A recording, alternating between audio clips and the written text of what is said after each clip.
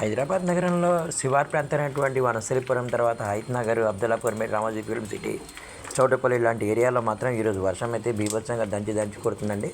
మధ్యాహ్నం 3 గంటలప్పుడు అంటే జస్ట్ 1 గంట 2 ఆ టైంలో స్టార్ట్ అయినటువంటి వర్షం అనేది ఇప్పటి వరకు ఎడతెరిపి లేకుండానే కురుస్తూనే ఉందన్నమాట. ఈ వానకైతే హైత్ నగర్ అటువైపు అంతా కూడా రోడ్డు మీద భారీ ఎత్తున నీళ్ళు అనేవి నిలిచిపోయినాయి. ట్రాఫిక్ అనేది బాగా ఎక్కువైపోయిందండి. ఇందాక కూడా నేను బండి మీద వస్తున్నప్పుడు చాలాసేపు ఎదురు చూసాను తగ్గుతుందేమో అని చెప్పి తగ్గలేదు.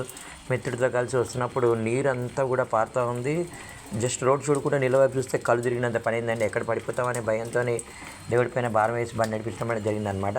అంటే అంత రిస్క్ ఉంటుంది కానీ నీళ్ళు అంత ఫోర్స్కి వస్తున్నప్పుడు సుడులు తిరుగుతూ ఉంటాయి. విజయవాడ హైవే ఇటీవల మనం చూసాం 4 లైన్ రోడ్ అయిందనమాట. అయితే నీరు కరెక్ట్గా వెళ్తూనే ఉంది. కాకపోతే ఏంటంటే మాత్రం విపరీతమైనటువంటి ఇటు భాగ్యలత అంటారండి, వనస్థలపురం నుంచి హైత్ నగర్ వెళ్ళే దారిలో భాగ్యలతలో కావచ్చు, తర్వాత ఇక్కడ చింతలకుంట దగ్గర విపరీతమైనటువంటి వాటర్ అనేది స్టాగ్నెంట్ అయిపోయింది. అక్కడ బండి మూమెంట్ కావడం అనేది చాలా కష్టమవుతుంది. చాలా జాగ్రత్త తీసుకోవాలి.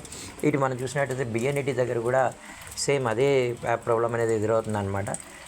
వాన్లో జనరల్గా బయటికి వెళ్ళకపోవడం ఉత్తమం. కాకపోతే ఏంటంటే ఆఫీస్ నుంచి అలా వచ్చినప్పుడు మాత్రం చాలా జాగ్రత్తగా కేర్ తీసుకొని రావస్తుంది. కానీ ట్రాఫిక్ కూడా చాలా స్లోగా మూవ్ అవుతుంది అనమాట. వనస్థలిపురంలో ఇలాంటి భారీ వర్షం అంటే కుండపోత ఎడతెరిపిలేని వాన అంటారు చూడండి. అసలు 3 గంటల నుంచి అసలు ఎంత మాత్రం కూడా తెరిపియట్లేదు. అంటే 3 గంటలకు ఎక్కువైంది యాక్చువల్గా. 1 o'clock నుంచే వాన పడడం అనేది స్టార్ట్ అయిపోయింది అనమాట. ఈవెన్ హైత్ నగర్లో కూడా అదే పరిస్థితి మనం చూస్తున్నాం. అయితే ఇలాంటి సందర్భంలో ఒక రిక్వెస్ట్ అయితే మీకు చేయాలనుకుంటున్నానండి. అవసరమైతేనే బయటికి వెళ్ళండి. తర్వాత ఏంటంటే సాధారణంగా ఇళ్ళలోకి నీరు అది చేరుంటుంది కాబట్టి మనం ఏదైనా కరెంట్ అవి ముట్టుకున్నప్పుడు మాత్రం చెప్పులు వేసుకోండి, లేదా చెక్కతో కానీ లేదా దువ్వెన ఉంటుంది చూడండి, దాంతో కానీ వేయండి. ఎందుకంటే కరెంట్ పాస్ అయ్యే ఛాన్స్ అనేది ఉంటుంది అనమాట.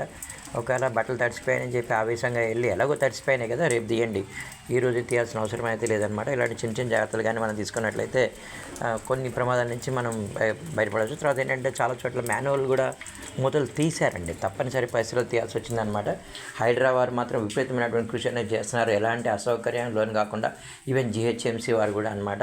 కాబట్టి తగిన జాగ్రత్తలు తీసుకొని సేఫ్గా కానీ ఉన్నట్లయితే ఈ వాన ఒక 1-2 డేస్లో తగ్గిపోతుంది. తగ్గిపోయిన తర్వాత మళ్ళీ మనం యథార్థమైనటువంటి స్థితికి వచ్చేస్తామన్నమాట. అలాగే ప్రభుత్వం వారు కూడా ఈ ఏరియాస్లో రేపేమైనా బడి సెలవిస్తారా అని చెప్పి పిల్లలు ఆసక్తికరంగా అడుగుతున్నారు.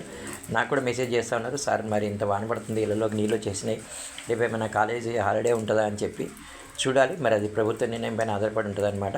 హైదరాబాద్లో కాకుండా ఇటు మెదక్ జిల్లాలో కావచ్చు, అటు ఉమ్మడి రంగారెడ్డి జిల్లాలో కావచ్చు, ఇటు యాదాద్రి భువనగిరి జిల్లాలో కూడా చాలా ప్రాంతాల్లో కూడా వర్షం పడుతుంది. తగిన జాగ్రత్తలు అయితే తీసుకోండి దయచేసి.